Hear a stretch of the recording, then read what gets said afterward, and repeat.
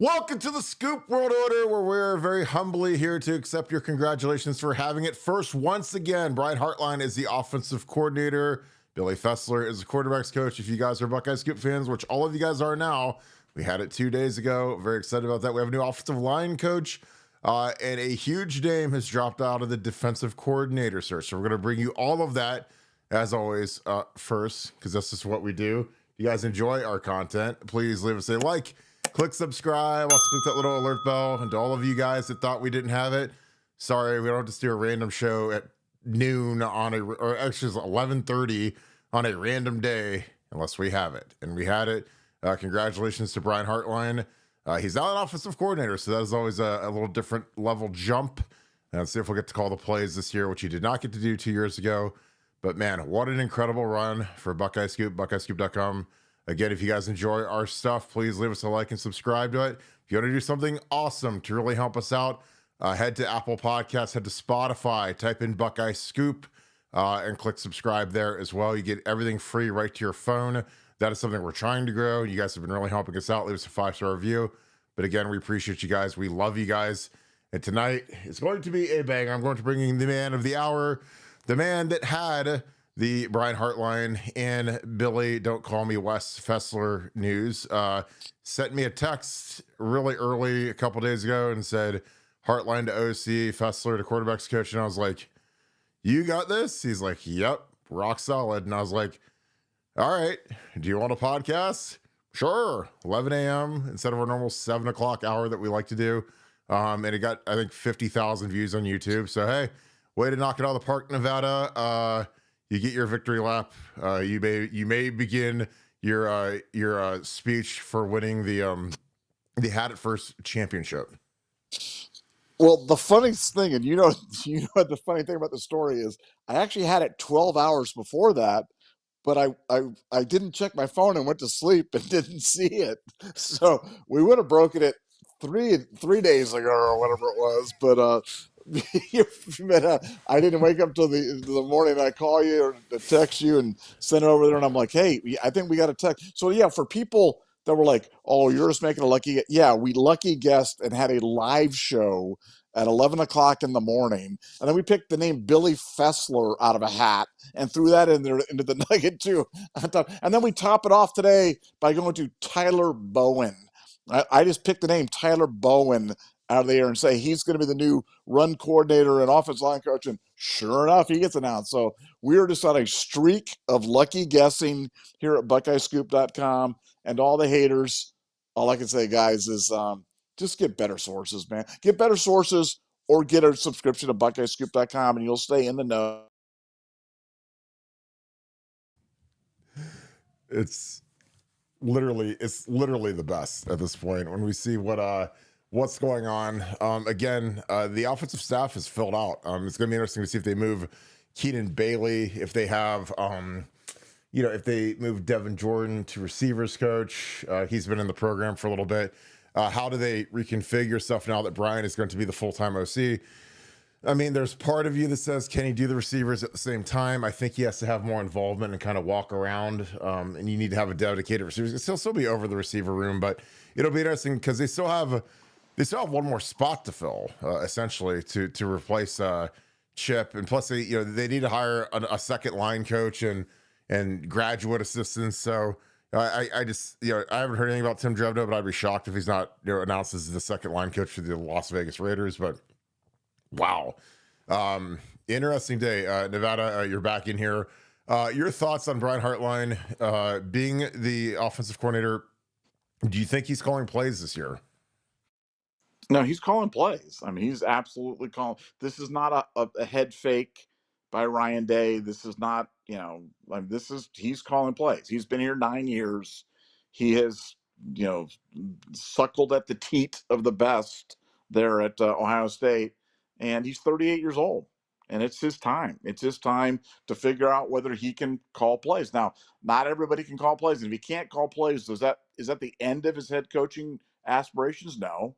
I mean, Dabo I don't think ever called plays. Urban Meyer never called plays. Some guys are better head coach candidates than they are coordinators. But Ryan has confidence that Brian can get the job done. I think today the hire of Tyler Bowen is a great kind of guardrail for him. A guy who's been an offensive coordinator, who's coming in as the O-line coach, but another person, young guy, but a guy who's been in the chair, called plays, and can provide some support to Brian, which I think is really important. And then obviously you've got Ryan Day, the old hand, one of the greatest play callers in college football history there for him as well. So no, this is a real promotion. I do not have, we tell you when we have it. We tell you when. I do not have what the plan is for the wide receiver room. I don't know what they're going to do. As you mentioned, in the run up in the show here, they've got options. They've got internal candidates that are certainly options that could fill into that role. They could move guys around. They could promote guys. I don't think Brian could maintain that job and be the offensive coordinator. I mean, that would be not unprecedented, but unusual. But again, we don't have that one. But we had the O-line running coordinator. We had the offensive coordinator. We had the quarterbacks coach.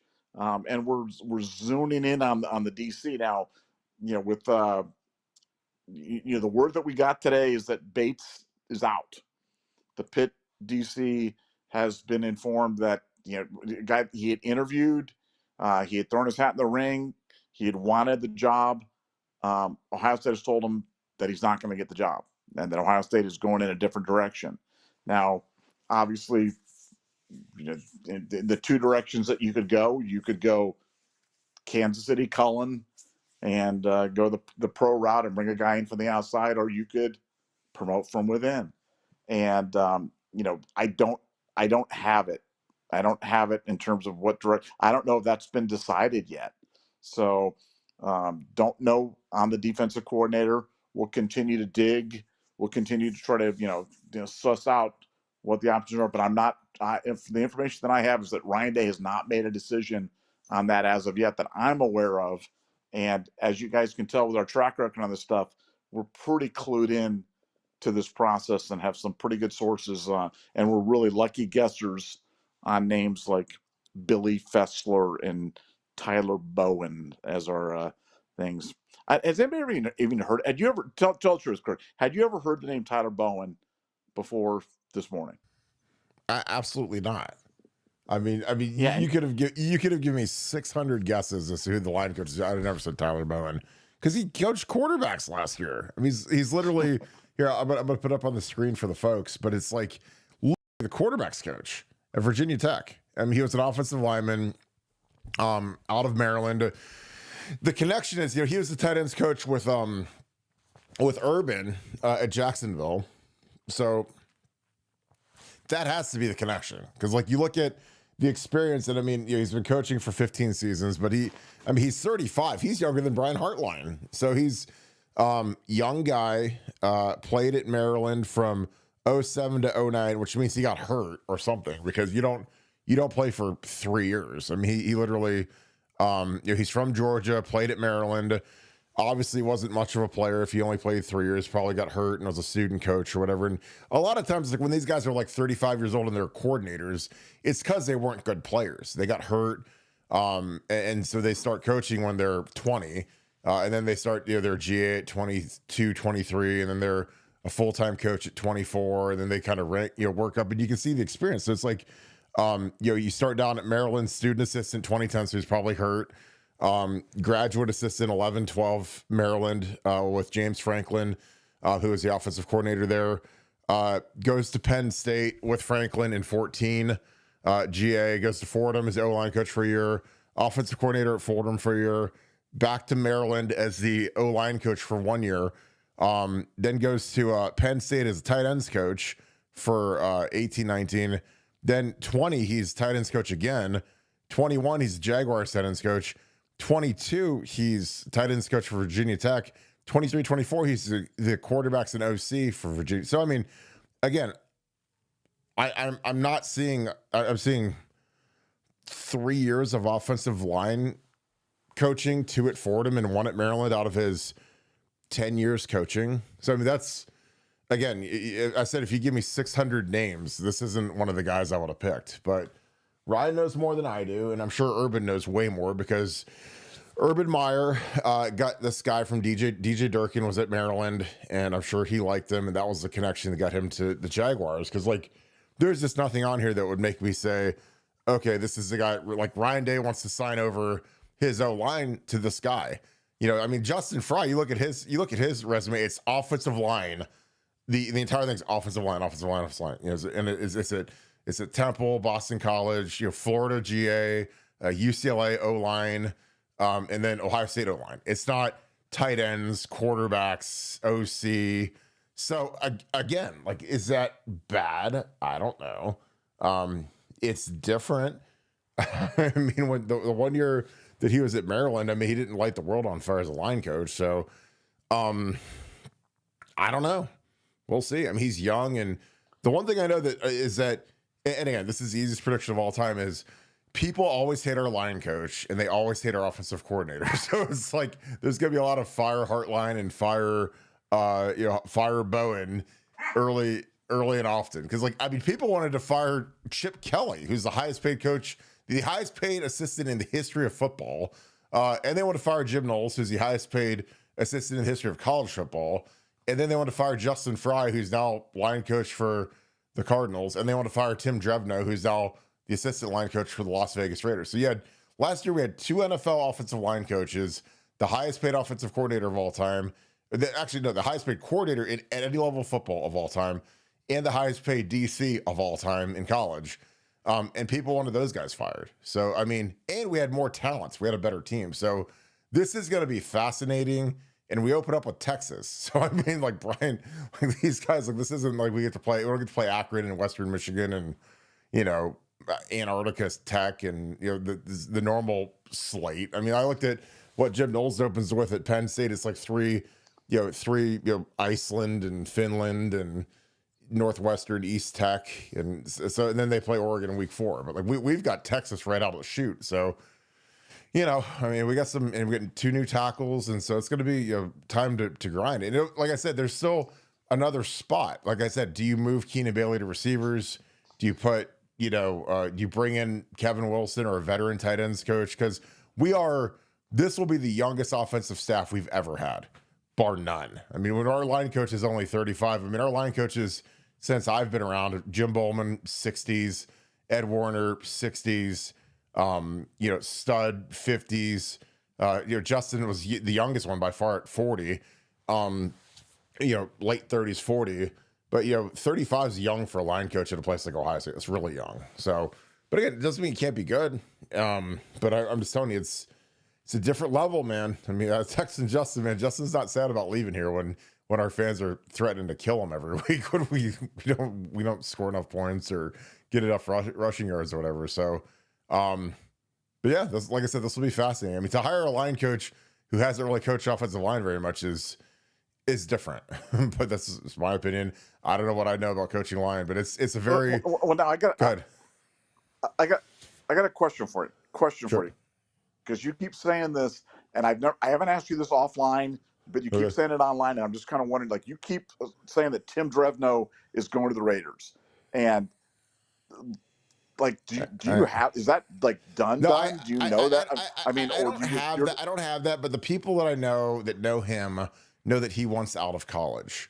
So unless we're going to offer him a ton of money to be like the assistant line coach like he was this year, I just feel like, that Chip Kelly's not going to leave him behind. I know that Brendan Carroll, like you told me, is the head offensive line coach out there. But I mean, if Chip Kelly's getting $6 million, like he's going to get to pick some of the coaches on the offensive staff for sure. And I don't know how he leaves Tim Drevno back here in Columbus when that was his line coach the last couple years at UCLA and this past year at Ohio State.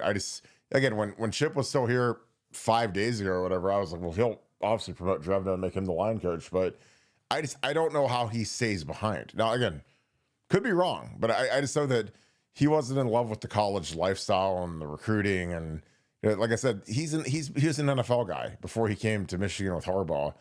He was with the Niners and whatever. So again, I could be dead wrong. I mean, if he's still there, then I'm wrong. But I don't know how Chip gets that autonomy on staff and leaves Drevno behind. I don't know. But again, I'd be happy to be wrong. I mean, I would have felt way better if they would have hired him to be the line coach and hired this guy to be the tight ends coach and moved Keenan Bailey to receivers. But again, this is Ryan's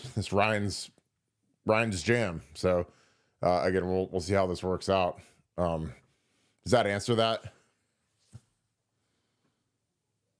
Yeah, no, that's a great answer. I was genuinely curious because I know you keep attributing to that, and just in the back of my mind when I saw this hire, I was wondering if they're going to keep Drevno around to be the more O-line centric guy, and this guy is more the backup OC guy, running game coordinator guy. But I know that they had the two guys all hands on deck coaching the O-line, and with Salini as well.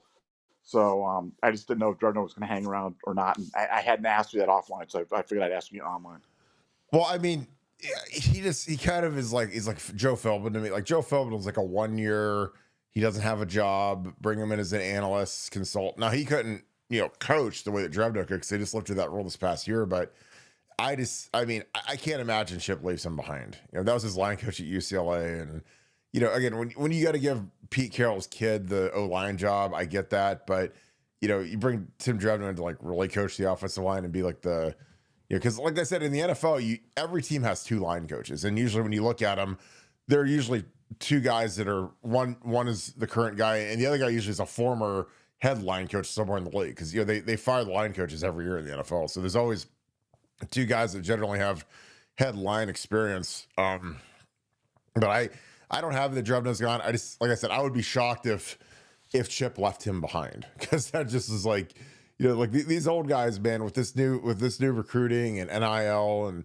paying these tackles and fans going crazy because you don't pay some 18-year-old. Like, I mean, David Sanders, if he made $2 million, whatever he made in the portal, or excuse me, in recruiting, like nobody wants to do that. Like Justin Fry doesn't want to do that. And I don't know. Like, I think that what we did with Ethan, Oniawa and the kid, Philip Daniels, the kid from Minnesota, like those guys combined were cheaper than David Sanders Jr.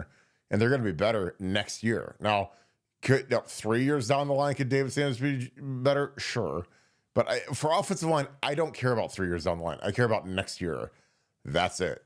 Find me a Seth McLaughlin for a year to win the Remington, and find me a Josh Simmons for a couple years. And the thing that sucks is Josh Simmons was so good that he got out of here a year early, because he should be back for this last year, but he was just so good that he's out, and he's got to be the highest picked Buckeye from this team. I mean, the ESPN mock draft had him 11th overall, which is obviously incredible for a guy that had a patellar tendon injury. So, but yeah, I don't have anything on Drevno, but I would be shocked if he's back.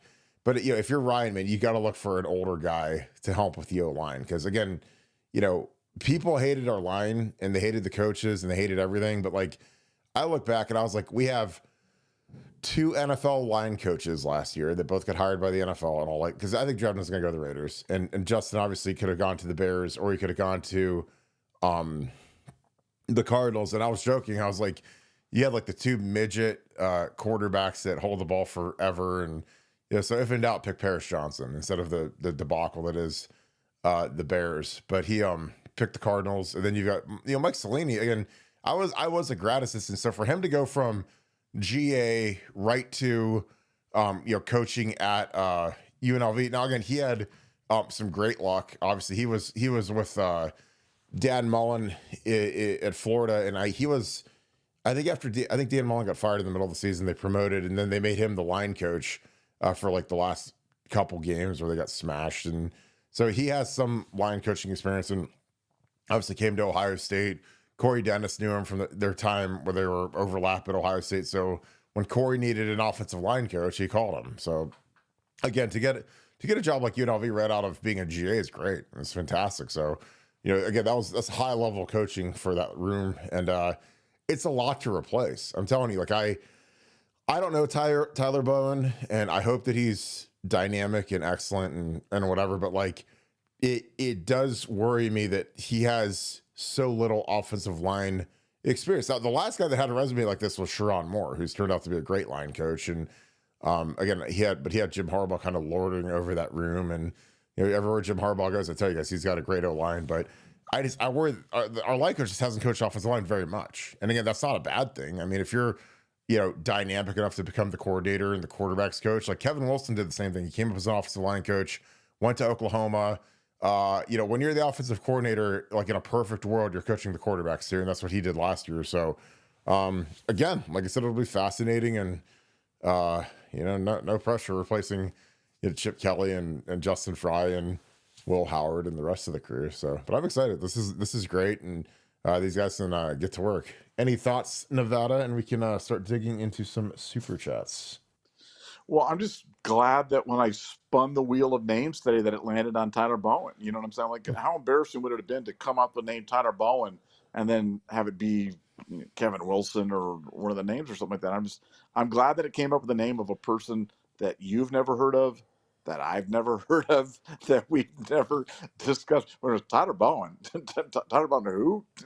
Who's Tyler Bowen? So, yeah.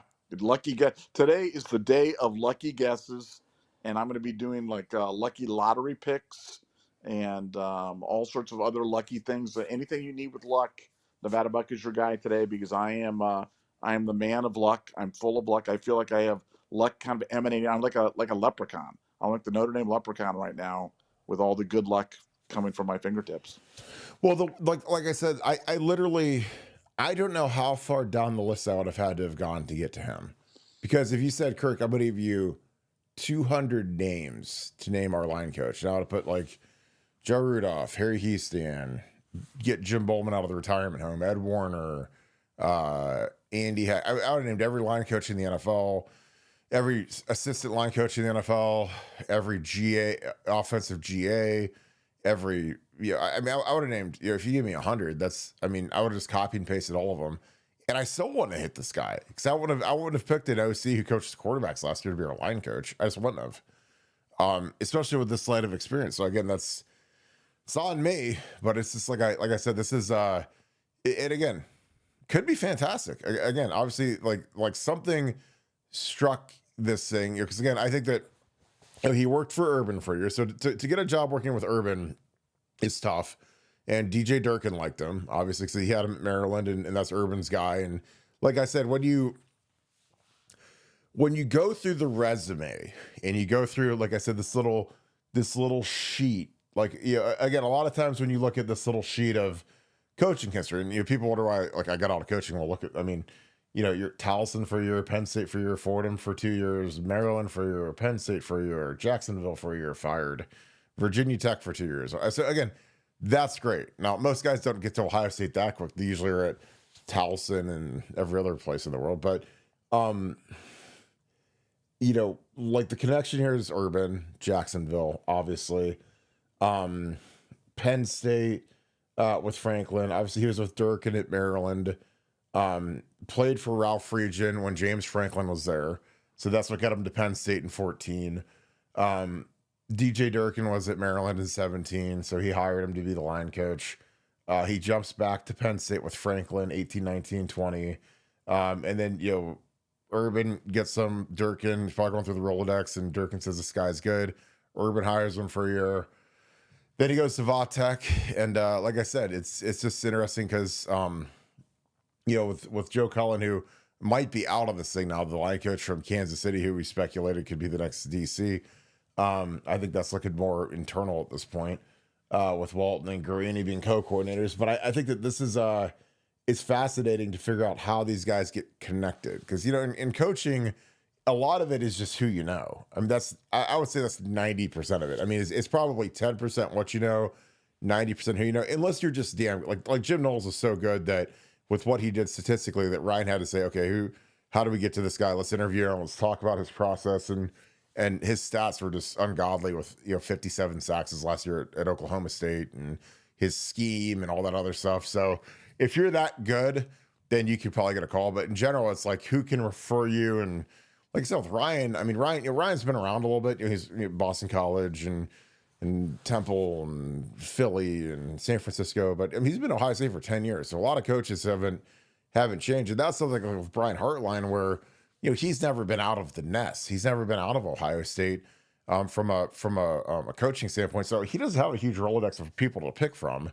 that aren't employed. So yeah, I was just curious how they got to this, but again, good with it, and again, this will be, it'll be fascinating. I mean, I know that the fan base will hate him just because he's the line coach, and that's just the rite of passage, baby. So I hope Justin Fry left him the number for that security firm that was outside of his house guarding him from our crazy fans. So, but yeah, Nevada, any thoughts? And we'll get into the super chats.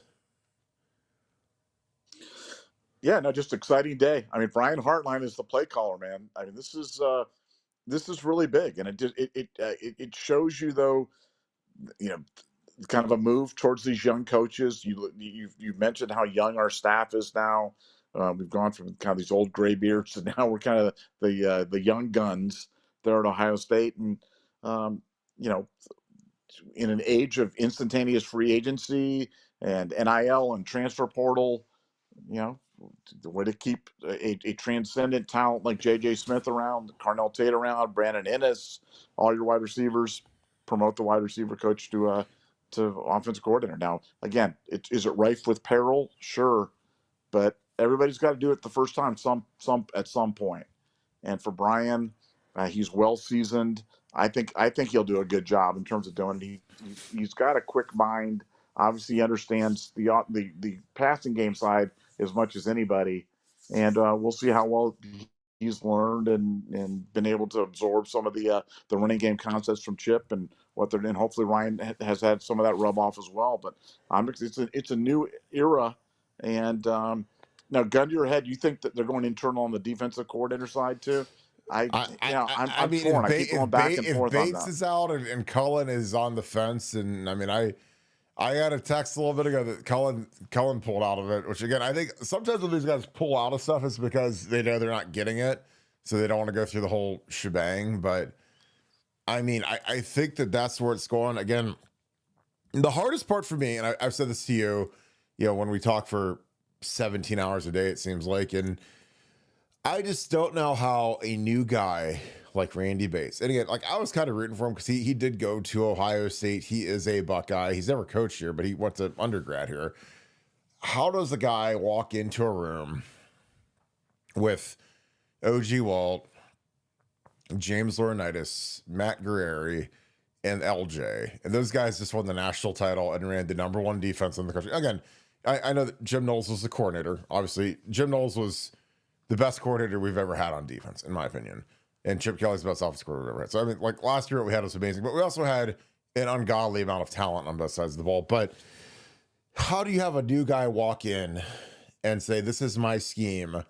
And again, no matter who you bring in, they weren't number one in the nation like we were last year. So you got four guys in that room looking at you, and you're the DC.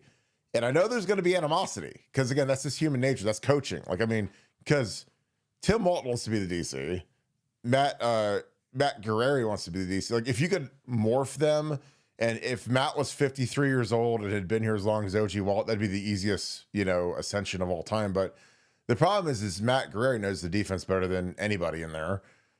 He was with Jim Knowles longer than anybody. He's coordinated more recently than OG Walt.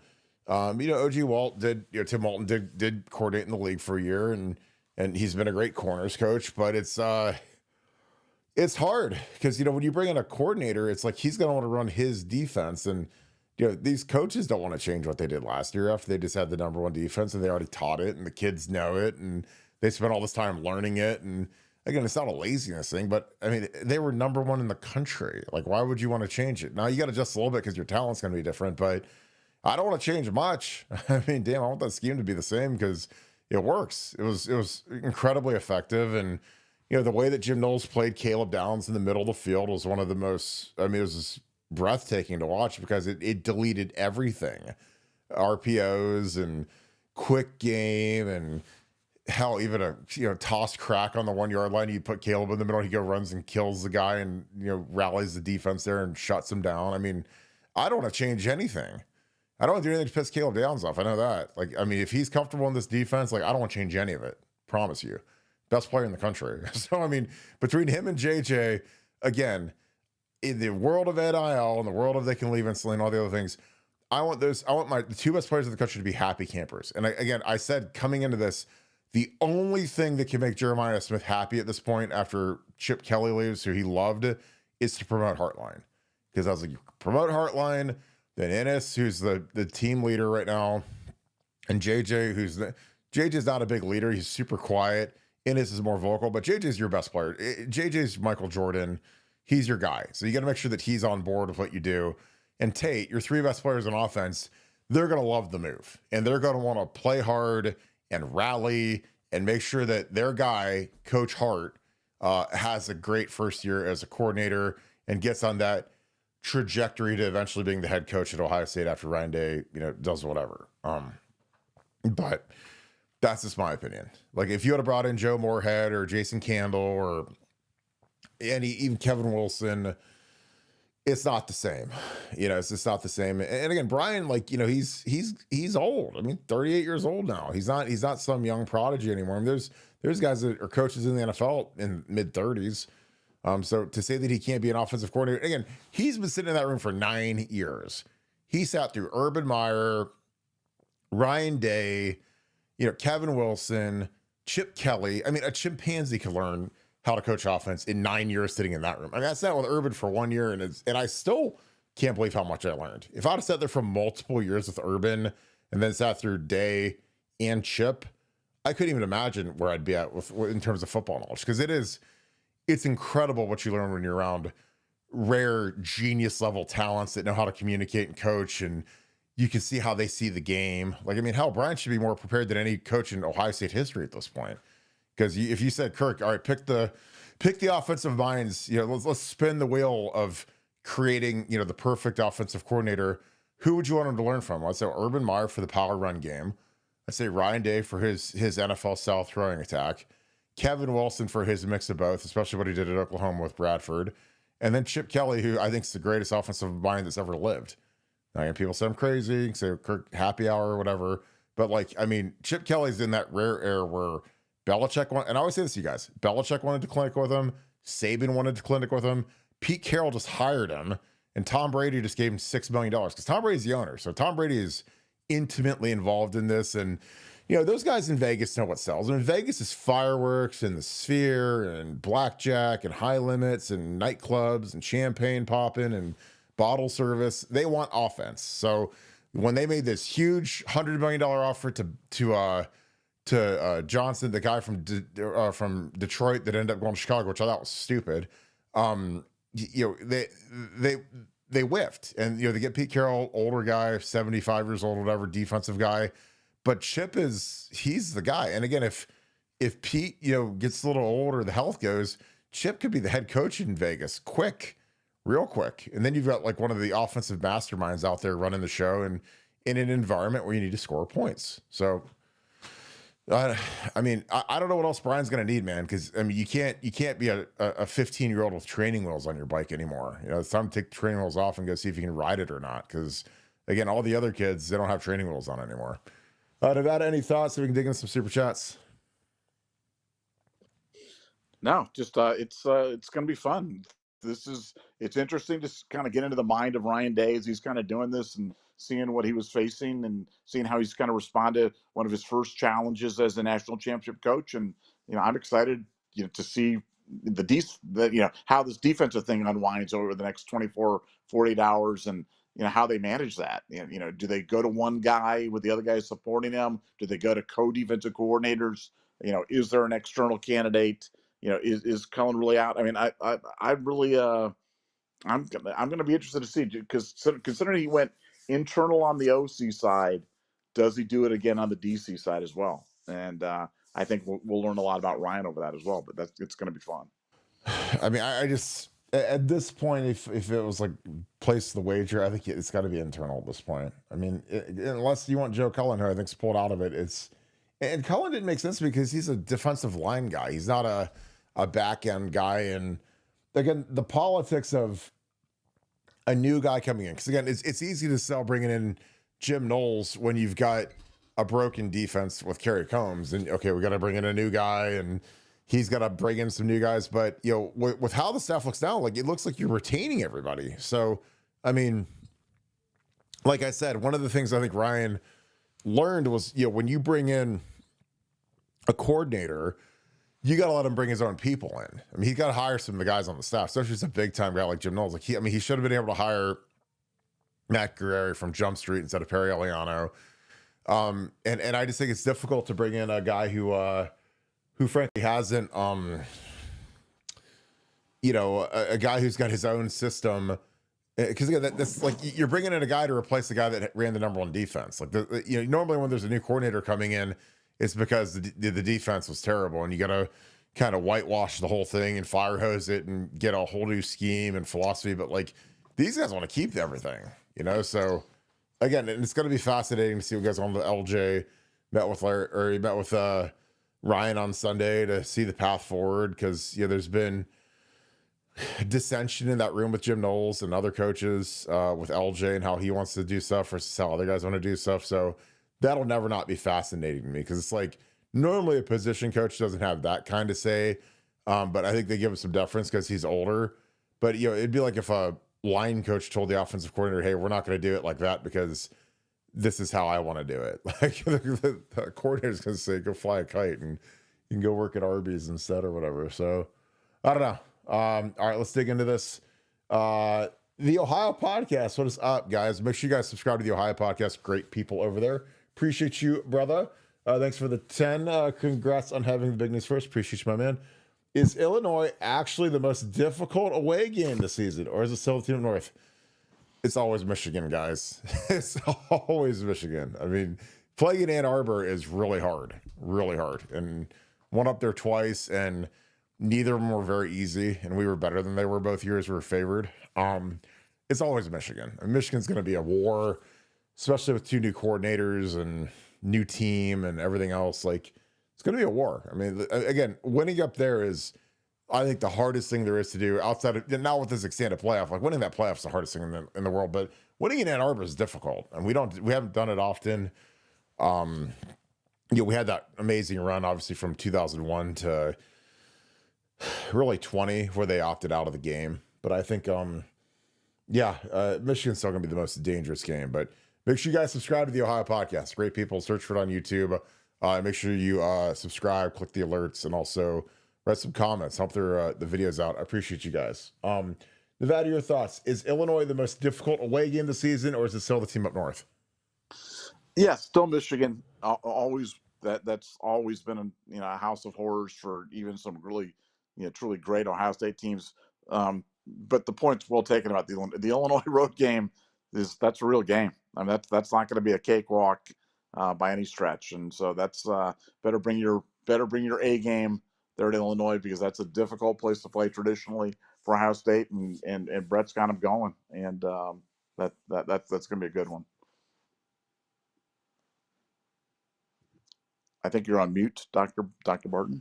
Sorry. For as annoying as he's a really good coach.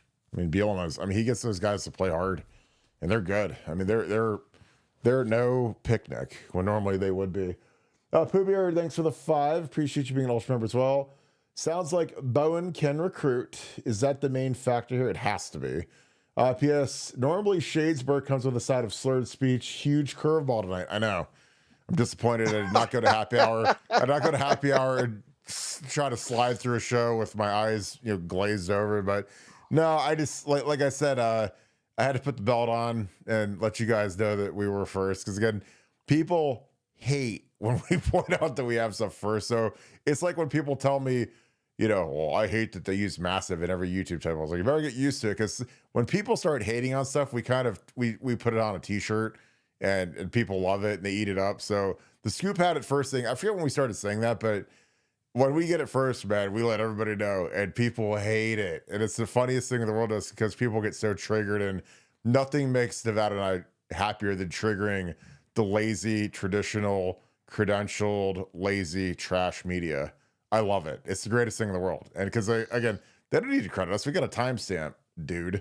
So it's pretty fun. But I know it is disappointing. I did have a few beers before I got on, but we're grinding. Again, these things, I knew this thing would probably go long tonight, so I just had some steak. So there was no alcohol in the steak, but Kim cooked some steak and it was great. So Nevada, it sounds like Bowen can recruit. Is that the main factor? I think it is, but God, I mean, with these linemen, man, it's money. I mean, like recruiting is great, but you saw the kid that flipped from Georgia to Texas today, and they said, "Why did you flip to Texas? Comfort relationships." He literally said, "I can't lie. I got a way better NIL package from Texas. That's why I flipped." So it's like, like that's why I hate when Justin Fry gets beat to death over David Sanders Jr. And it literally came down to the fact that we want to offer an 8-year-old offensive lineman an ungodly amount of money for a kid that could be playing scout team next year and be a backup. Like, I don't know. Like I said, and the two guys that we got, I think, are really good. So, just my opinion. Nevada, your thoughts? It sounds like Bowen can recruit. Is that the main factor here? What are your thoughts? Oh, I think the main factor is that he's got offensive coordinator experience, and I think that you're going to have another guy in the room that's done that before that can help Brian Hartline, who's a first-time coordinator. So to me, that's his recruiting chops are a bonus. I think that I'm with you. I think recruiting stuff is overblown. Having said that, some guys, OG Walt, Brian Hartline, continue to recruit at an extremely high level, even in the NIL era. So good recruiters can recruit and can certainly, when Ohio State's as competitive as anybody else with NIL, sometimes the pendulum swings back and recruiting does matter. But I think Bowen can bring both offensive coordinator experience. He was an O lineman himself, so he's played the position. So he's got some relevant experience there, and clearly a dynamic recruiter. So win-win-win as far as I'm concerned. Ian Bates, thank you for the 10, my dude. Looking sharp, man. He got the 3-piece suit on in the AVI. I like that. Too bad I wear a hoodie every night, but I wish I could dress that nice. Looking sharp, my dude. Y'all told us to chill after the Oregon loss. Yes, told us to relax after Jimmy Simmons went down. Said D-Jax was a better tackle than guard. Told us the Michigan game was a fluke because Will Howard was hurt. My guys, Nevada OH. Well, like, we try to guide everyone as best we can because, again, we try to keep our people from jumping off the cliff because a lot of people were ready to do that after Oregon and after Michigan. I mean, I have text messages from people after the Oregon game where it was just like, I effing hate this team and I can't do this anymore. And how can I, I'm too old for this crap. And I mean, like, really crazy insanity, literal insanity. And I'm just like, it's a regular season loss, guys. 12-team playoff. We just gotta get to the playoffs. If we get to the playoffs, we can win. Even after we lost to Michigan, like I texted Jack, like Jack Sawyer is like my little brother. I love him to death. And I texted him like, Jack, like, even though this sucks and you guys lost to Michigan, you guys still have the second highest odds to win the tournament. And Vegas and the people that set those lines, they don't do it because they feel bad for you. They don't do it because they're trying to pump you up. They're doing it because you got the second best team. And the only team ahead of us is Oregon. And it was close. So I'm like, guys, like, you guys, it's like I said, you still have better players than everybody. You guys figured out you guys are going to run stuff. And they did, and so I don't know. Like, and again, I give a lot of credit to Nevada because there's some days where he's like, let's go positive. And I'm like, you know what? You're right. Because again, when you've got Chip Kelly and Jim Knowles and, Will Howard, like, I mean, you're like, well, these guys are really, really sharp and the players are really, really good. And the teams we're going against aren't that good. I didn't think. No, they're good. Like, don't get me wrong. Like, Oregon, good team. Texas, good team. I'm not the guy that says they stink, but that wasn't Godzilla. I mean, like, that Oregon team was good, but were they really that good? Like, were they like LSU in 19 good, where they've got the number one? Their quarterback's not even going to get drafted. Dylan Gabriel. Like, I mean, it was like they had Joe Burrow and Jamar Chase and Justin Jefferson. I was like, oh God, how are we going to cover all that? It's like, they're good, but they got us by 1 point at their place when we fumbled the ball and didn't field an onside kick and, we slid a second too late at the very end. I mean, JJ Smith offensive. We had about 4 things that were catastrophes go against us. And I was like, well, if we just have 2 of those instead of 4, we probably win. But again, that's just kind of distilling it down to say, yeah, guys, we got a chance. And then we run the table and win it and have the best season in Ohio State history. So again, that's why I appreciate you guys sticking with us. Because again, like, we don't, again, my favorite is when people call us sunshine pumpers. I was like, we have the best team in the history of the school, the most talented team in the history of the school. Like, we're not pumping sunshine. You know, I hear what these guys do in practice, and I talk to people inside the Woodies and how sharp these kids are, how hard they work, how smart the coaching staff is. I'm like, we won. So it was good. But I appreciate that, Ian. Nevada, Ian said, and this is great, he said, y'all told us to show off the Oregon loss, told us to relax after Josh Simmons went down, Jimmy Josh. Said D-Jack was a better tackle than guard. Told us the Michigan game was a fluke because Will Howard was hurt. My guys, what are your thoughts, Nevada? Well, we're always going to tell you the truth. I mean, one of the core values on our shows, we're always going to tell you the truth, and we'll tell you when it's good, we'll tell you when it's bad, we'll tell you when we know, we'll tell you when we don't know, and we'll let you follow along. And I like it when people keep receipts and can kind of pull stuff. And look, we'll miss stuff from time to time. We'll explain to you why we missed, or why we thought something, or why we believe something, and what's happened with it, and when we're right, we like to celebrate that as well. So this year, I think the Ohio State team was a great lesson in perseverance. It was a life lesson for all of us about about looking for the good in every bad situation, about not getting down, not getting frustrated or startled or defeatist, and fight through your problems. And I'm going to use this example in my own life and with teams I coach and with people I talk to, because I think it's a great lesson. So yeah, it's been a fun year, and 2025 is going to present a whole different set of challenges for us. But we'll be here for you, and we'll tell you what we think. But we'll always tell you the truth. We're the show that's not going to lie to you. We're not pumping somebody else's sunshine or gas or anything else. We're going to tell you the truth. And but the future's bright, so you can be sure about that. Yeah. All right, Nicholas Majors, thank you for the 10. I appreciate you. Can you talk about mentoring and coaching if it happens?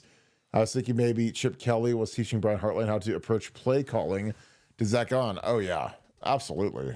I mean, good coaches, they always try to help. I mean, when you're in good programs, the older members of the programs, whether it's players or coaches, always try to help out the younger ones and try to say, okay, this is something I wish I would have known.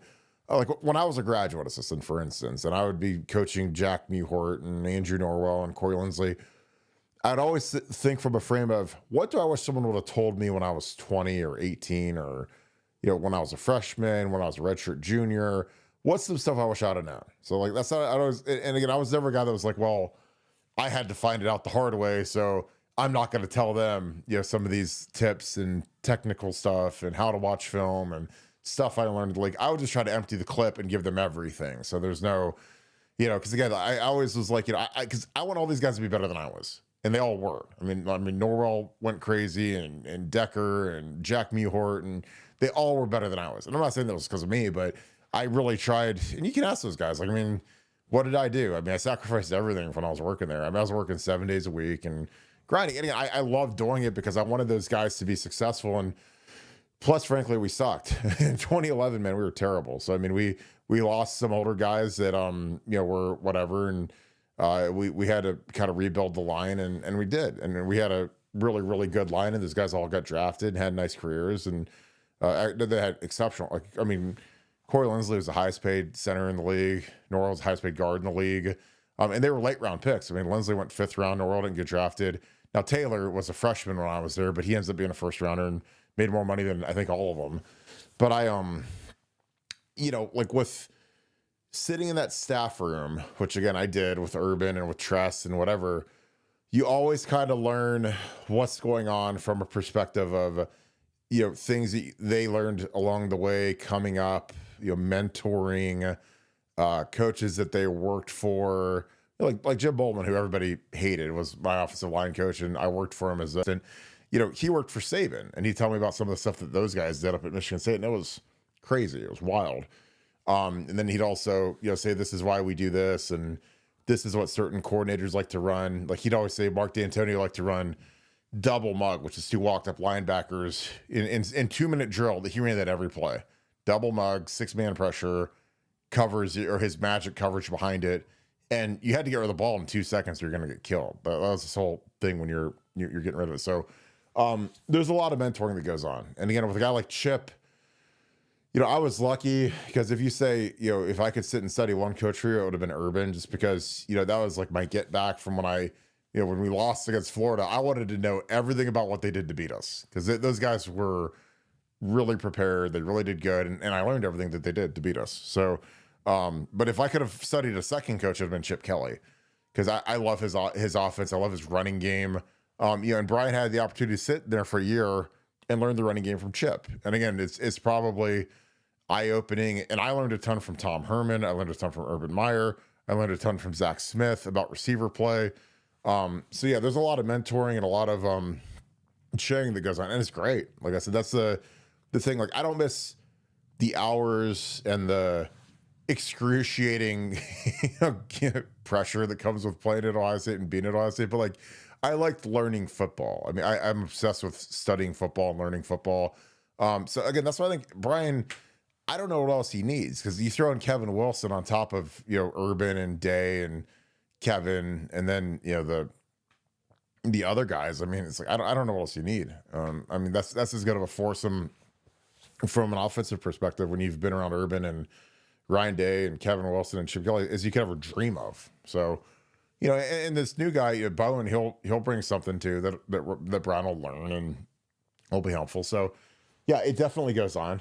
And again, Brian can, sometimes you learn it when you're sitting watching, you're grading film on Sunday morning at 9 a.m. You're all sitting there as a staff watching the previous day's game, and everyone's sitting around the table, and hey Chip, why did you call this in this situation? What made you go with this versus that on 3rd and short or a goal line play? And and again, you can't slow the whole thing down, but you can always take notes and go up to him afterwards and say, hey, what did you see that made you call this, or whatever, and a guy like Chip, I'm sure, would break it down real easy and make it simple, and then it kind of unlocks a little bit more knowledge for a guy like Brian. Nevada, you have anything to add to that? Well, remember, this Brian Hartline thing, this didn't just come out of the blue. This wasn't just like something that kind of caught, Ryan Day off guard and he's surprised by it. I mean, this has been something that's been part of the plan for Brian for years right now. Chico, the knew that this day was coming. Did they know it was coming this year?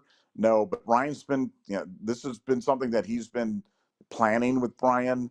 He's been working with Brian.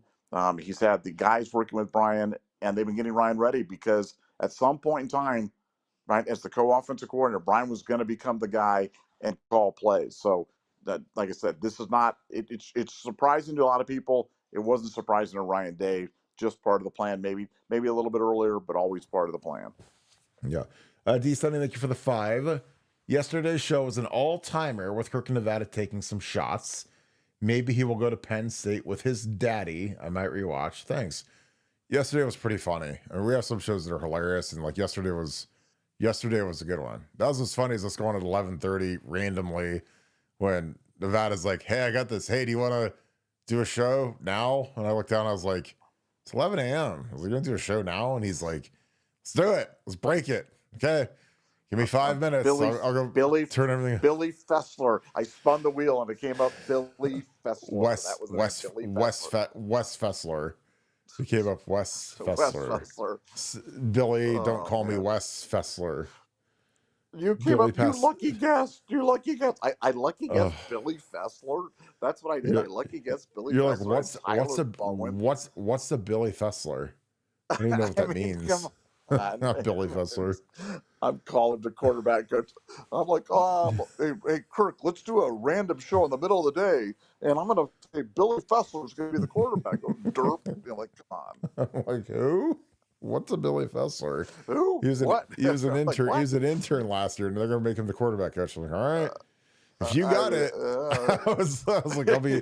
This is either gonna be really good, or gonna be real, or I'm gonna be the guy on the Titanic playing the violin as the ship's up in the air and the lights turn off and starts sinking down to the bottom of the ocean. No. Kirk, look, it's one thing to doubt the information before it gets announced, but once it's announced, to try to blow it off like it was some lucky guess. Like, oh God, what are you talking about? Billy Fessler. I just lucky guessed Billy Fessler. I mean, come on. Well, like I was like laying there and I'm sitting there and you sent me that text and I was like, and you're like Hartline to OC, Billy Fessler QBs. And I was like, I called you and I was like, it's like, yeah, my guy says he's 100%. And I was like, okay. So I made a couple calls and I confirm it and talk to somebody who said, yeah, Hartline's the OC now. And I was like, all right, let's go do a show. Let's go. Let's go. Go fire up the rocket ship. Let's go to 50,000 views, baby. So it worked out. You know, the funny thing is like, well, I haven't seen any other outlets confirm. It's like, well, we don't wait on other outlets. We don't no other outlets break stories. People haven't figured that out yet. Like, I mean, the only other stuff that every other, site that covers Ohio State football, like whatever, like Jerry Amick puts in his hand and like, it's like the petting zoo. They like feed it, like hand feed these people. That's all they get. Cause they don't break anything ever. They wait for the press release to come and say, oh, this is it. And I was like, that's not what we do. We want to break information. So, and we've broken more stories than every Ohio State site combined. It's not even close. Because I don't even think they try, but that's just the difference. That's why we like what we do. AT, thanks for the deuce. How close do you think they try? Yeah, they're just not good. They try. How close do you think Carnell Tate was to transferring? Yeah, I mean, everyone tries, but you got to be quick. I don't think he was close to transferring. I think that was, I'm sure he was frustrated and, his girlfriend goes to Oregon and she's a TikTok star and everything, but I don't think he was close to transferring because like, this is his third year. Like if he wants to go to the NFL after this year, he can leave. So like, why would you upset the apple cart and leave Brian Hartline, especially when, the people closest to him are going to probably tell him, Hartline's probably going to be the OC. So do you want to leave that and go elsewhere? When if Carnell stays on his track, he's going to be a second round pick next year. If he balls out, he could be a first round pick. I mean, he's a great looking kid. So I don't know. I mean, I get NIL and you can make a little bit more money, but I'm not leaving Ohio State. I'm not leaving Brandon Innes' best friend. You're going to leave your best friend and you're going to leave your position coach who's excellent, the best in the world at what he does, to go to Oregon to make a couple more bucks. I mean, who's Oregon put in the league at receiver? Nobody. Little Smurf guys that don't play. I'm not leaving Ohio State. I mean, God, we got Jackson Smith and Jigba just made the Pro Bowl, and Marvin's doing great, and Garrett, and Olave, he's got the concussion stuff. But I mean, we've put so many, JMO, even count him, really good players. So I'm not leaving that. There's no way. Nevada, your thoughts? How close was Carnell Tate to transferring? I think this is one of our rare areas of disagreement. I think he was closer to transferring than we'd like. I think that they were really throwing the bag at him, and kind of.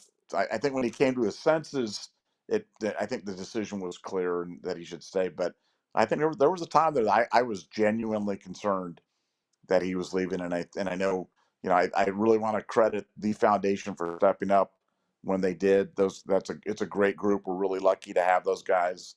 And if you're donating, that's definitely. I mean, there's really only one group now, but that's definitely the group to support. And so I like I said, I'd say rare area of disagreement. I'm going to say closer to transferring than we'd like. But and the story ended up that he's back as a Buckeye, so all's well that ends well. I mean, yeah, it's funny because when you look at like you talk about the foundation. I was looking at this the other day, and it's like you look at 1870, who your Gene Smith pushed because they don't like. I'm not going to get into the political thing, but it's pretty easy to see what's going on there. But like 1870, who was supposed to be the lead collective, like Gene Smith did everything he could to make these guys our lead collective. Now, mind you, we just won a national championship and had the best playoff run in the history of mankind, and since 11/15, the middle of November, when they wanted to do the Michigan fundraiser to make money for Michigan, they've tweeted one time to promote like the Buckeye Cruise trip to the Cotton Bowl on 1/3. So, I mean, so they're dead. So don't give money to these guys. And they've tweeted one time. They've tweeted twice since before Halloween. And this is like, and this was the group that Gene Smith wanted to be our fundraisers. And I'm like, we're going through a period where, like, your national championship, and I mean, I'd be tweeting every 4 minutes. Like, hey guys, we won the Natty. We've got to keep this thing rolling. So, I mean, they're defunct. I mean, they're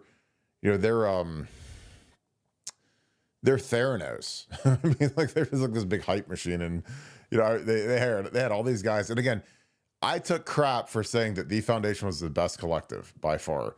And again, all I did was look at who's on their little board of directors, and like it's like I always see, you guys, not Urban Meyer, he doesn't care, not Terry McLaurin, not Santonio Holmes, not a bunch of guys that don't care or don't do anything. I'm talking about like the real guys that are the Columbus business guys that are on that board.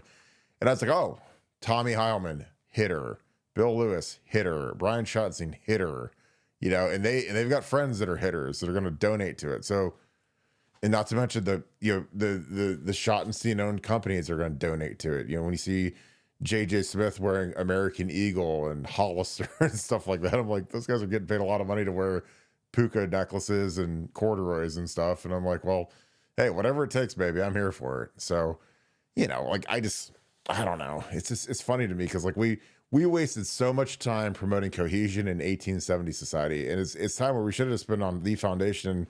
Those guys should have been put out to pasture and put a bullet in their head a long time ago, but they just did it to themselves. So again, thank God for Ross Bjork is what I'm saying, because Gene wasted a lot of time with that, and I'm like, we finally got the right collective, and again, the roster that we just had this last year reflected that. All right, Ref 49, I appreciate you. What do you think about CJ Donaldson, the running back from West Virginia? He's really good. I'm going to actually do a film study of him coming up. We'll be breaking some more film down, but really good player. Again, we know what we're doing with the 2 running back thing with him and James Peoples, and I think they're going to be they'll be good. Now, they're not going to be Train Quinshawn, but they're going to be really good. Nevada, your thoughts on CJ Donaldson, our new starting bruiser of a tailback? Yeah, I mean, we got a little bit of Chip Trainum in him, and I think he's really good. I just think that the days of only having one tailback, now that you're going to the 16, 17 game schedule, I just think it's just done. I think it worked out so spectacularly well this year. You have to have 1 and 1A at a minimum at running back. And what a difference! Do I think Trey would have survived the whole year as by himself? No, I don't. I mean, if history's any guide, no. And Quinshawn had injury trouble as it was splitting carries. So do I think he would have been as fresh? No way. So I think they did that masterfully. I think that's the way you're going to have to go every year. And I'm excited to see those two. I think, like you said, are they going to be Quinshawn and Trey? No, they're just not. But they're going to be really good, and they're going to be fun to watch. Harris Shidasami, thank you, my man. Thank you for the 10. Maybe hire Charles Bentley as an assistant, pay him a full-time line coach salary to help out for Bowen's first year. I like Bowen's attitude based on his previous interviews. Well, I would love that, but I mean, LaCharles offered to work for free, and they kind of turned him down. So I don't know if they're gonna pay him, I mean, a full-time line coach is gonna make $800,000 probably. So that's a big nut to be a assistant, associate, assistant to the assistant, to the manager or whatever. So I would love that. I mean, LaCharles is one of the best technical developers in the world, but you got to have this common ground of, does he want to be an assistant to a guy who's 10 years younger than him, and also in second in command and not be the lead guy? And do they want him? Because I don't know if they want him. Maybe they do. But I mean, he's been wanting to work there. I mean, he does stuff with Oregon, does stuff with Arizona State. Sharon Moore wants him to do stuff, but Ohio State really doesn't. But maybe that'll change. And if I'm wrong, please let me know. But I mean, he's got them a successful O-line training built business there is, and he's got his draft class down. He's working with them right now, going through getting ready for the combine, getting ready for the rookie years and whatever, and training. He's got a ton of guys that are in the offseason in the NFL that live in Arizona by his facility, and he's got a facility in Cleveland now because his sons both they're all going to Ignatius. So he's in Ohio now. It's different because before he was in Arizona for a while, and now he's back in Ohio. So it's 2-hour drive down 71 to get here. But that's up to Ryan. I mean, it's up to Ryan Day and Mickey Marotti and the Brain Trust if they want him in there. Because I think he'd be he'd be a godsend, especially now. Because when you have Justin Fry and Tim Drevno and Mike Salini, like at some point it's almost like there's too many chefs in the kitchen. But now with Tyler Bowen, and I don't know who our second line coach is going to be, but it'd be interesting to see who they're going to bring in, and do they get an old head in here, and how does that dynamic work with, again, because like a 35-year-old line, that's a young line coach for Ohio State. I mean, we've had old heads that have been around the block and they've had pretty robust experience, and a 35-year-old who coached quarterbacks last year it's interesting. And again, I'm not saying you can't do it, but it's the guys that we were talking about, Joe Rudolph and some of these guys, all they've coached for the most part is line. And Joe Rudolph was a coordinator at Pitt a little bit, but outside of that, it's, I don't know. Nevada, your thoughts on hiring LaCharles to assist? I mean, I think it'd be great. Like you said, I think that idea was kind of dead on arrival under the old offensive line regime, but it'll be interesting to see if they kind of try to rehabilitate that idea now that you've got a new guy in there. But I know LaCharles is ready, willing, and certainly able to help out, and it'd be interesting to see if Tyler Bowen extends the arm and tries to pull him in. And LaCharles would be dynamic in recruiting. Dynamic. I mean, there's only like 3 black line coaches in the entire country. So it's like, if you have LaCharles he knows all these kids because they all want to train with them when they go to the league. So, now you start getting in with these kids when they're freshmen, and LaCharles used to work the opening and the big Nike camps and stuff. And now these kids reach out to him. They start training with him when they're in high school. They go out to Arizona, they come to Cleveland. So he's got great intel on a lot of the best players in the country. So I'd do it. If I was the head coach at Ohio State, he'd be my first call. And I'd say, let's get him in here. And how do we help you? Let us help you and you help us. And let's, get a pipeline of this talent to come to Ohio State. 'Cause he sends kids to Oregon and all over the place, like really good players that we don't even offer, which again, it is what it is. So I would lean hard on LaCharles if I was the staff, but again, that's their opinion. Roy McLeod, thank you for the 5. What is the hardest skill / technique for a freshman offensive lineman to learn? That is a great question, and it's always pass protection, vertical setting, how to set, how to play versus guys that are as good as you. Because most of these guys, when they get there, they've been the big dog on the field their whole lives. Like the Armstrong twins at St. Edwards, they never saw anything like the guys that they went against at Ohio State. When you're in Ohio, I mean, and that's just in general, like even if you're in Florida or Georgia or anywhere, like if you play a 10-game regular season, you might see an SEC guy or a Big Ten guy maybe one time or less. In my league, there wasn't another Big Ten guy in the league. I don't think not as an or defensive lineman, not in my league. And I played in a good league, federal league. McKinley's in that league, but like when I went through, like I didn't see another Division I big time guy until I got to college. So I mean, that's something that it really makes or breaks you. And I've seen kids get broken bad as freshmen because they show up down here. And again, they're the big dog, and then all of a sudden they go against like really good defensive linemen, and they just get annihilated. And I see them just fall off a cliff mentally, because again, it's not as much about getting beat physically as these kids get beat mentally, and they can't shake it. It's kind of like, when we saw Denzel in that Oregon game, and he got beat that first time, then he got beat over and over again. It's if you can't shake that, you don't have that amnesia, man. It's tough, because like I tell these young guys, I'm like, look. Everybody gets killed down here. Everybody gets beat. Everybody's been embarrassed. Like, I remember like when the Cracks media squad, where they're covering a practice, and Jeremiah Smith's dunking on Denzel Burke. JJ's a freshman. It's his first practice or second. He's dunking on Denzel, who's a senior preseason All-American.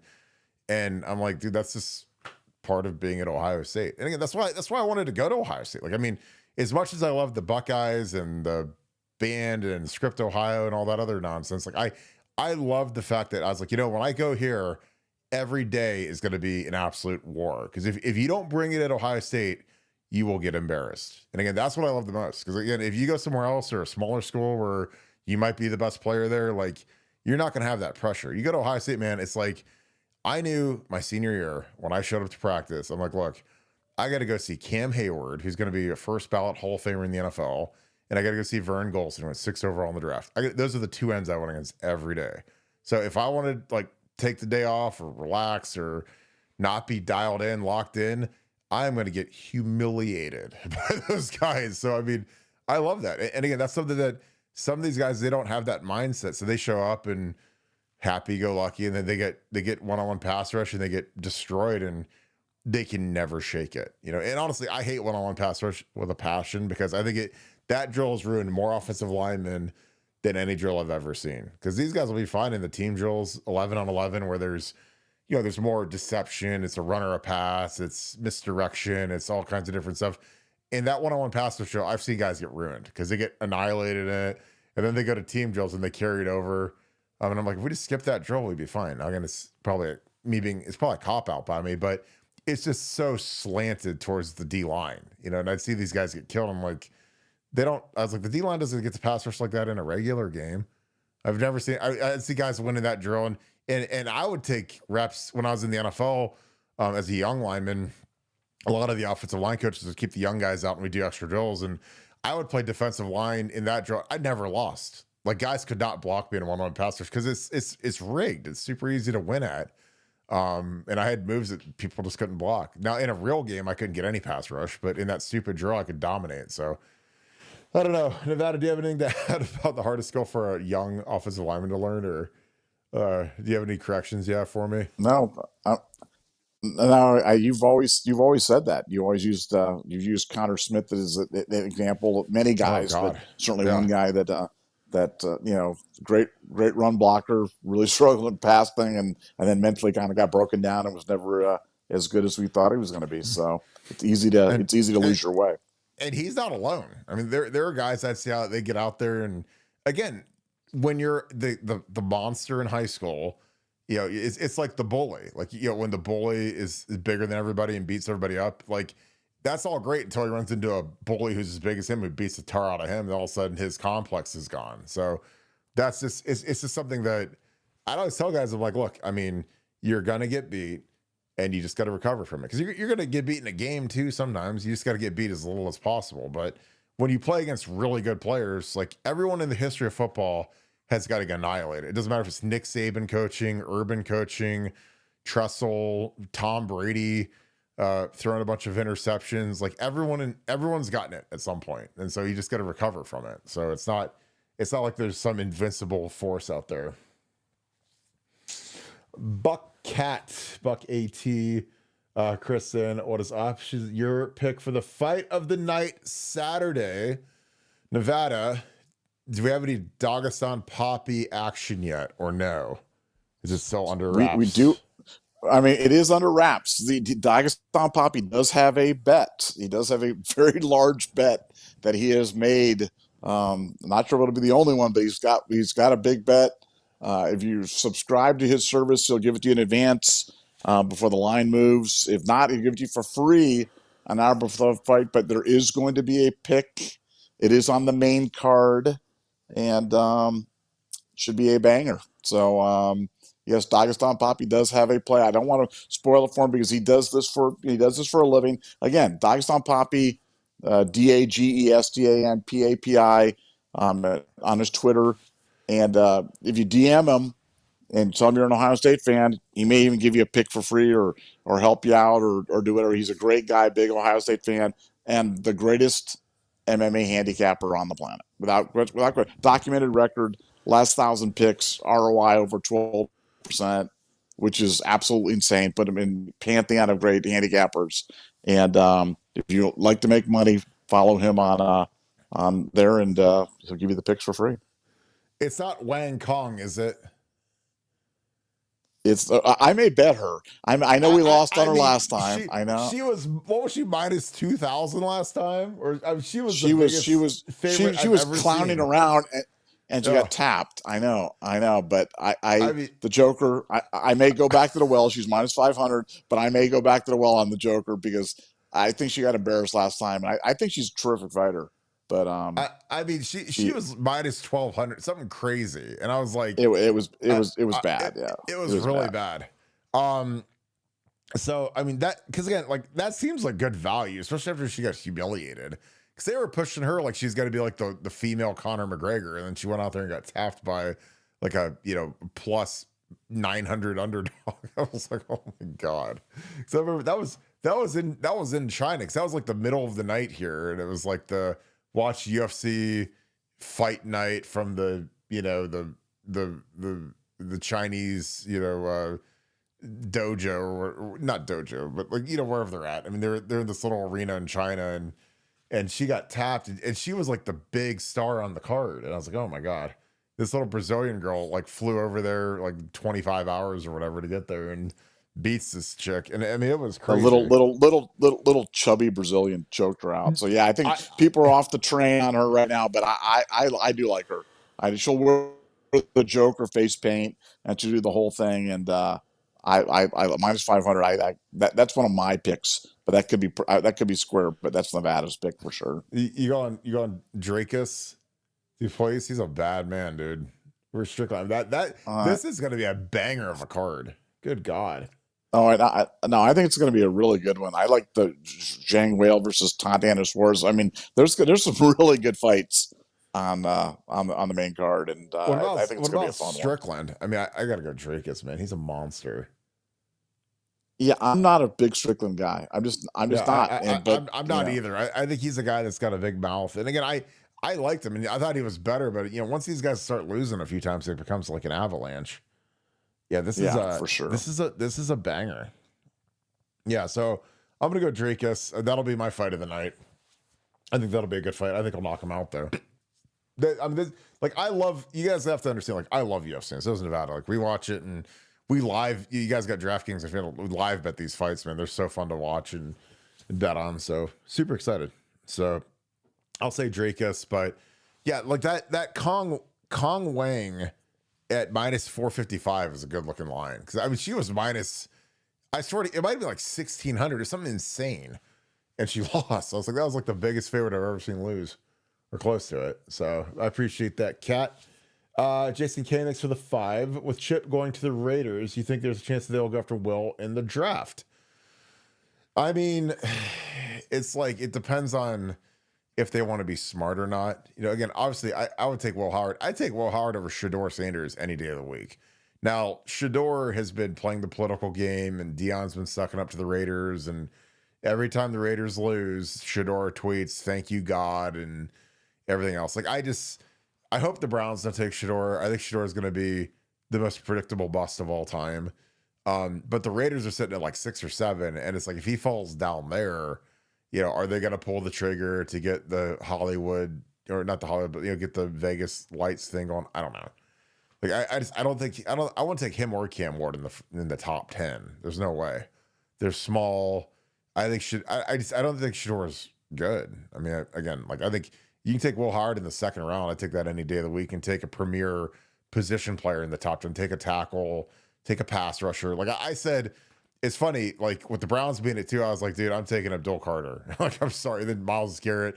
I was dreaming of having him and Myles Garrett rush the passer, and then Myles wants out. But I'd still take Abdul Carter because he's Micah Parsons. He's a guaranteed Pro Bowler, lock him in, dominator. Where it's like you take one of these quarterbacks, man, and it's like, oh my God, like Shedeur Sanders, and behind the Browns offensive line, disaster. What are your thoughts, Nevada? Do you think that Chip could go after Will Howard in the draft? I think if Will slips the second round, I think for sure, because I mean, I think the Raiders are going to go to a kind of a running game kind of. You brought in Chip Kelly, who's a running game type of thing. He loves to run the quarterback, so you better have a big, sturdy stud of a quarterback that can do it. And Will Howard certainly can execute his game plan at a high level. I think he'd be, better than the bums they have for sure. So yeah, I'd be all about that. Chad Russell, thanks for an ultra memory. Thanks for the 5 donation to help Nevada upgrade his internet from dial-up to fiber. Haha, Nevada OH. Oh man, like that hurts. I don't know what's going on with my thing. Is my thing lagging or something? My Wi-Fi is supposed to be like super crispy, And Your phone is terrible and you sound like a robot sometimes, but other than that, it's great. Like sometimes you sound like a Martian, I but don't. I've got but I've got an iPhone. I've got an iPhone 4. Is that the most current iPhone that's out there right now? you have a jitterbug, a jitterbug with Jitter- giant numbers on it. You got a flip I've got phone, you Kirk know. and Kirk and the police. I've got the Kirk and the thing, the little smiling Kirk thing, and then the police button. I just hit those two buttons. That's all I do. You got the throwaway phone, so when the wise men call you, you just throw it in the trash so that Ryan Day and Mark Pantoni can't track you and figure out who your sources are. Smart. I know. You open up a new one, just throw it. I just guessed. Tyler Bowen. I'm gonna go with Tyler Bowen today. Billy Fessler. Throw the dart. Give me Wes Fessler at quarterback coach and Brian Hartline. Let's go Brian Hartline again. Nice guess, Nevada. Yeah. I'm guessing. You had Billy it. Fessler. Oh God, Billy we Fessler. should do a bad takes thing. Like I could take screenshots of some of the dumb things the last 2 days. But some people are just so stupid. It's as stupid as the guy donating the money to Ryan Day's mental health thing after telling him to kill himself because he lost the Michigan game. Like who would? I mean, that's what's going on out there. That's the kind of intellect of some of the people that we have out there. So I know better than to read the comments, but yeah, I just had to react to some of that stuff because this Billy Fessler Brian Hartline thing has been a kind of a great study because it's just been fun watching people twist in the wind for the last 2 days on this. When you and I both knew that we were holding aces on this one, we're like, "What are you guys saying? Oh, nobody else has this," and we're like, "Yes, you're making our point." Commercial for the Buckeyes, no one else has. So put that on a shirt. Nobody else has this. Oh my God, it's so bad. Francis Plum, thank you for the 5. Do you think the NCAA could kick Michigan out and put them elsewhere, like in the NAI? They don't have that kind of power. They can't send them to the NAI. I wish they could. That'd be great, but they'll still be here after the nuclear missile hits their facility, and it'll be wonderful. And that'll be a great day in Scoop history. Nevada, your thoughts? Could the NCAA kick Michigan out of the NCAA? I don't think they have that kind of power. No death penalty. I mean, they still have it in their power, but there's not going to be a death penalty. There's not going to be kicking them out, but they are going to get the hammer, and they're going to get the hammer sideways, and it's going to hurt, and they're not going to be happy about it. But that is going to happen. It is going to be wonderful. All right, Nevada, good show tonight. We can go take a little victory lapper here, but any final thoughts to wrap the show up? Just want to look great Scoop member. Stephen Luter's got a little one in the hospital, not good situation, and I just really want to kind of get the power of prayer from the Buckeye Scoop family going for him because I don't want to go into the details, but it's not a great spot, and as the father of 5, that stuff certainly affects me. And we have a lot of fun on the show. We cut up a lot, but this is kind of like a serious moment where if you guys could just include them in your prayers, because they need it. They really, really need it. And they need the positivity, and I really believe in stuff like that. And they need us. And so if you could just keep them in your prayers and your prayer groups and your prayer circles, then I would appreciate it. God bless you guys all. Thinking about you, Steven, man, this is brutal. And he's giving us some updates, and it's not good. A lot of you guys are parents, and you guys know that your kids are everything, and it's heartbreaking. So hopefully there can be a turn for the good. But Steven, we're thinking about you, my man. So keep us in the updates. And again, we're just thinking about you, and we appreciate you guys praying for these guys because it's tough, man. Again, this is a family, and these people take care of each other in the Scoop family, and it's brutal when we get some of this news, but we just appreciate you, my man. So, well, to wrap this thing up again, it's a good day. Again, I appreciate you guys, and again, Steven, we're thinking about you, my dude. If you guys enjoy our stuff, leave us a like and comment. Comment some of the stuff that you've enjoyed over this new year since the playoffs. Always like some feedback. Let us know what you guys like, what you guys don't like. Obviously, we were a little funny tonight, a little boisterous, but it's been a good little run for the last few days. So we appreciate you guys being a part of the show. If you want to do something huge to really help us out, give us a follow on Apple Podcasts. Subscribe to our podcast on there. We've been growing that format. It's been excellent. And again, we just appreciate you guys being a part of what we do. With that being said, thank you so much, Buckeye Nation. Thank you, Scoop family. See if we got a defensive coordinator tomorrow. It could be coming pretty quick here. They're going to promote these guys. They're going to hire someone from the NFL. We'll know pretty quick here. So I hope you guys have a great rest of your night. I'll see you guys tomorrow night. Go Bucks.